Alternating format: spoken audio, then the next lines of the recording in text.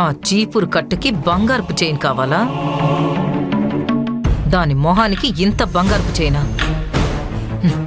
సరే, ఓకే, ఇది నా దగ్గరే ఉండాలి.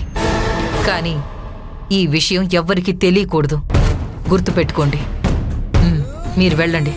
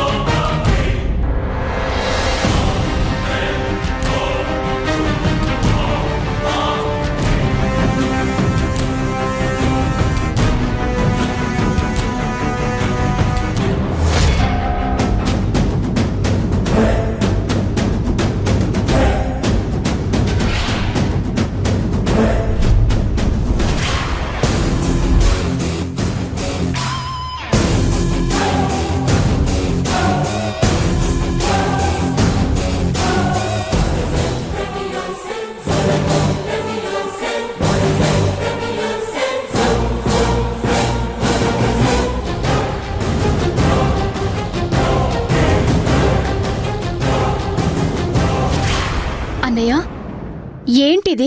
ఇలా ఎవరైనా చేస్తారా? నేను నా ఫ్యామిలీ గురించి నిజాలు చెప్పేటప్పుడు మీరంతా నన్ను తిడతారు కదా, అలా మాట్లాడకూడదు అన్నయ్య అని నువ్వు కూడా అంటావు కదమ్మా. ఇప్పుడు చూడు ఏం జరిగిందని. Worst, very worst. ఇలాంటి కుటుంబం ఎవరికైనా నచ్చుతుందా? నువ్వే చెప్పు. పాపం నీలవేణి ఇవన్నీ వద్దు వద్దు అని ముందే చెప్పింది. చివరికి తను భయపడినట్టే జరిగిందన్నయ్య. నేను మా డాడీతో ఈ ఫంక్షన్ వద్దనే చెప్పాను, ఆయన కూడా వినలేదు కదా. అలా చూడండన్నయ్య, నీలవేణి ఒంటరిగా బాధగా ఉంది. వెళ్ళి తనని ఓదార్చండి. నువ్వు రా జ్యోతి. నేనెందుకన్నయ్యా, మీరెళ్ళి మాట్లాడండి. లేదు, నువ్వు రా, చెప్తాను.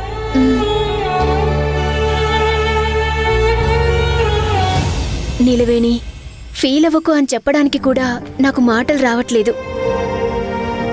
జరిగేది చూస్తుంటే నాకు ఏదోలా ఉంది. చివరికి నువ్వు చెప్పినట్టే జరిగింది.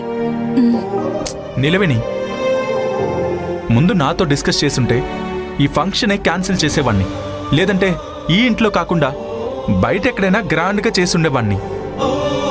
అయినా నువ్వెందుకు వీళ్ళందరినీ నమ్ముతున్నావు? నేనెక్కడ సార్ నమ్మాను? నాకు దీనికి ఏంటి సార్ సంబంధం? ఇవన్నీ అయ్యగారు చేసిన ఏర్పాట్లు.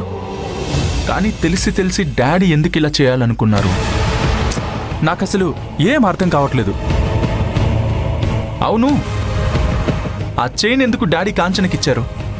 అది ఆయనే పెట్టుకుని ఉంటే సరిపోయేది కదా, లేదంటే నీకైనా ఇచ్చుండొచ్చు కదా. చివరికి ఏం జరిగిందో. అక్క, ఇందులో నా తప్ప ఏదైనా ఉందా? నీలవేణి, నువ్వెందుకు ఫీల్ అవుతున్నావు? నీకు దీనికి ఏంటి సంబంధం? మీరిలా అంటున్నారా అక్క? కానీ నాకలా అనిపించడం లేదు.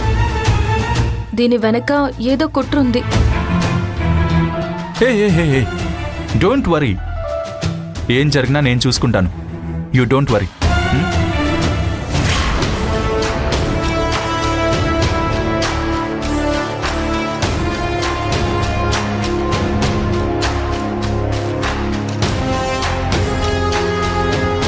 ఓయ్ షార్పు,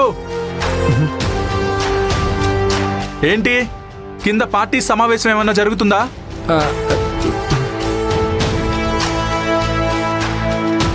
మరో 5 నిమిషాల్లో పోలీసులు వస్తారు. చైన్ తీసింది ఎవరైనా సరే జైలుకి వెళ్ళడం కన్ఫర్మ్.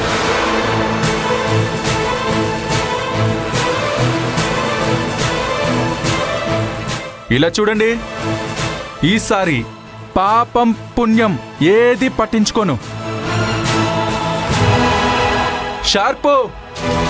అత్తయ్య, మీ కొడుకు ఎలాంటోడో మీకే బాగా తెలుసు. వాడు చెప్పింది చేసి చూపిస్తాడు.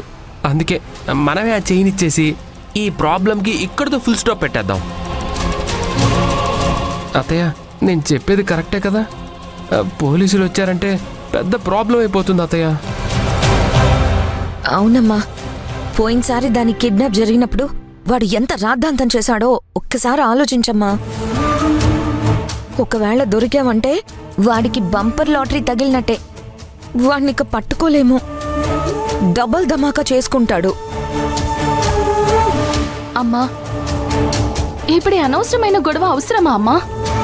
నువ్వు ఓకే అని ఒక్క మాట చెప్పమ్మా, మేమే తీసుకెళ్లి చైన్ ఇచ్చేస్తాం. మీరేం అలా చేయకండి, నేను చూసుకుంటాను. ఇంటికి పోలీసులు 5 నిమిషాల్లో వస్తారని చెప్పాడు కదా. హ, పోలీసులేంటి, మిలిటరీనే రాని, నేను చూసుకుంటాను. మీరు వెళ్ళండి. చెప్పింది కదా, పదండి వెళ్దాం.